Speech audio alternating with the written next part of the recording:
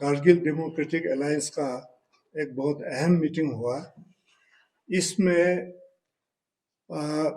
हमारे भारत के गृह मंत्री अमित शाह साहब 30 तारीख को लद्दाख तशरीफ ला रहे हैं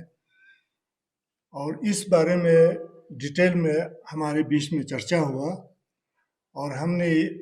सबका यही राय था कि जब गृह मंत्री खुद लद्दाख आ रहे हैं तो हमारे जो इश्यूज हैं होम मिनिस्ट्री के साथ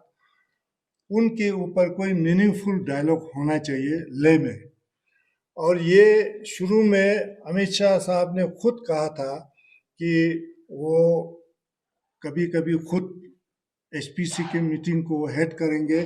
और लद्दाख में भी आके मीटिंग करेंगे। तो ये बहुत ही अच्छा मौका है हमारे लिए अगर अमित शाह साहब खुद यहाँ पर एक मीटिंग ले जबकि वो लेह में है। और जो 22 मई का जो मीटिंग जो गवर्नमेंट ने अभी अनाउंस किया है वो है सब कमेटी का, जो कि हम नहीं समझते हैं कोई बहुत मीनिंगफुल होगा क्योंकि सब कमेटी में बहुत कम लोग होते हैं और उसमें डिसीजन ज़्यादा बड़े डिसीजन लिए नहीं जाते हैं। तो हमारा जो डिमांड है खासकर स्टेटहुड और 6 शेड्यूल, तो उसके बारे में हमने लिख के गवर्नमेंट को ड्राफ्ट सबमिट किया हुआ है और अब गवर्नमेंट की बारी है कि उन्होंने स्टडी भी किया है और अब उनकी बारी है कि वो क्या इसके बारे में उनका सोचना है और वो क्या ऑफर करना चाहते हैं। तो ये हम चाहते हैं कि अमित शाह जी जब लेह में है तो वो खुद अपनी सदारत में यहाँ पर एचपीसी का मीटिंग बुलाए। साथ ही साथ अभी को चेयरमैन एपेक्स दर्जे साहब ने जो आपको बताया उसको इंडोर्स करते हुए और उसको फुल्ली सभी मेंबर्स जितने भी हैं कोर कमेटी के केडीएन एपेक्स के इसके साथ देते हुए एक और बात को भी मैं यहाँ पे थोड़ा एलिब्रेट करके बताना चाहता हूँ। वो ये है कि जिस तरीके से अमित शाह जी ने एमएचए ने हमारे मशहूर एजुकेशनिस्ट एनवायरमेंटलिस्ट और लद्दाख के हीरो सोनम वांगचुक जी से जो केस इन्होंने इलीगल केस एनएसए का इन पे लगा के और तकरीबन 6 महीने लगे इनको ये पता चलने में कि वो सारी चीजें बेसलेस थी और उन्हें रिवोक करना पड़ा और आखिर अल्टीमेटली इन्होंने रिवोक किया। हम अमित शाह जी से अभी जो सरिंग साहब ने बताया उसके साथ ही साथ ये एक्सपेक्ट करते हैं जो हमारे 80 डिटेनीज हैं जिन पे डिफरेंट सेक्शंस डिफरेंट धाराओं के तहत और बहुत ही गंभीर धाराएं देख के अभी भी इनका केस है, वो सारी धाराएं वो सारे केसेस रिवोक करके वो विड्रॉ करें और डिग्निफाइड तरीके से इनको भी इनके सर से जितने भी इल्जामात है वापस ले ले ताकि पूरी लद्दाखी आवाम को ये मैसेज जाए जो 24 सितंबर को हुआ वो गैर कानूनी था, उसका कोई जवाब नहीं था और वो लद्दाखियों के साथ ज्यादती हुई है। उस चीजों को अगर हील कर लेना है, मरहम देनी है, तो जितने भी केसेस हैं उनको रिवोक किया जाए और जो इंजर्ड हैं और स्पेशली जो 4 माइटर फैमिलीज हैं उनके जानों को हम वापस तो नहीं ला सकते हैं लेकिन कम से कम उनके फैमिलीज को डिग्निफाइड कंपनसेशंस दे सकते हैं। और जो इंजर्ड हैं और इसमें से कुछ क्रिटिकल इंजर्ड है, शायद लाइफ लॉन्ग उस इंजरी के साथ उनको जिंदगी करना पड़े, उनके उस जख्म को उनके दिलों पे जो चोट लगी है उससे कुछ नहीं किया जा सकता है लेकिन कम से कम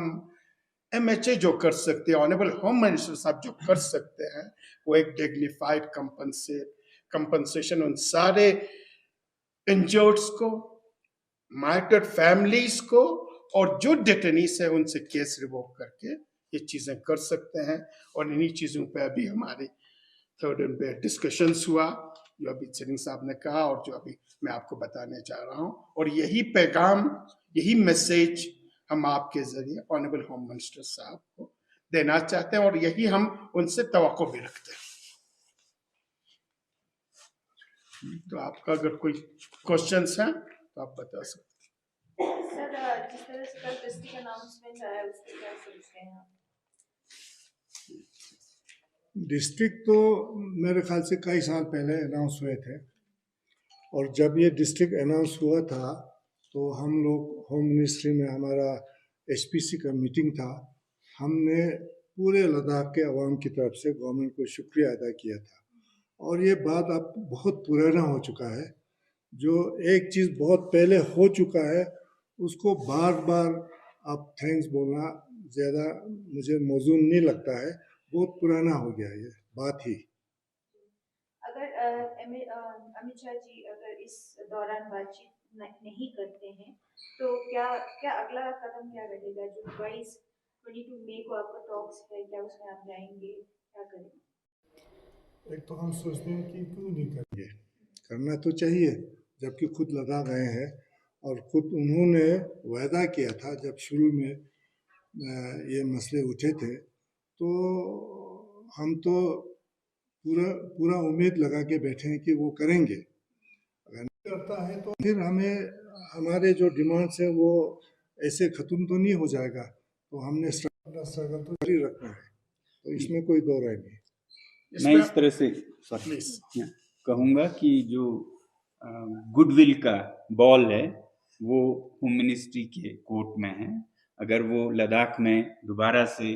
ट्रस्ट, विश्वास जगाना चाहते हैं, गुडविल लाना चाहते हैं, आगे बढ़ना चाहते हैं, तो ये तो बहुत छोटी सी बात है। 2 दिन के लिए आ रहे हैं तो 2 घंटे का मीटिंग ना हो तो ये मैसेज बहुत गलत जाएगा लोगों में कि उनके लिए इतना वक्त नहीं है कि जहाँ लद्दाख को जख्म है वहाँ मरहम कर पाए। तो वैसे ही जो 24 सितंबर की इश्यूज हैं उस पे भी वो मरहम करें तो उससे लोगों में बहुत गुडविल जागेगा। तो ये गुडविल इलविल का बॉल जो है वो उनके ही कोर्ट में। हम बहुत आशावादी हैं और हम ये उम्मीद रखेंगे और आपसे भी यही उम्मीद है कि कभी भी ना उम्मीदी की आप बात न करें। हम आशावादी हैं इतने बड़े, और लद्दाख के रिप्रेजेंटेटिव से वो हमेशा ख्वाहिश कर चुके हैं मिलने की, तो यकीनन वो मिलेंगे। सर, अगर आपकी उम्मीद, अगर फिर उम्मीद के हिसाब से कुछ नहीं कल को होता तो क्या? इसके बाद फिर हमारी कोर कमेटी एपेक्स और केडीए की बैठेगी, केडीए और एपेक्स की एग्जीक्यूटिव बॉडी बैठेगी, और जो फ्यूचर कोर्स ऑफ एक्शंस है इन पे अगर टोटली नेगेटिव रिस्पॉन्स आ जाता है तो इसी सब बताएंगे हम क्या कदम उठाने वाले हैं। हम अपने डिमांड से हाथ उठाने वाले बिल्कुल हैं। अभी जो सिंह साहब ने कहा स्टेट्यूट और 6 शेड्यूल से हाथ उठा रहे नहीं है। साथ ही साथ एक चीज हम क्लियर करते हैं, हम किसी भी टेरिटोरियल काउंसिल या काउंसिल किसी भी नाम से दे दे उससे एपेक्स और केडीए एक्सेप्ट करने वाले भी नहीं है।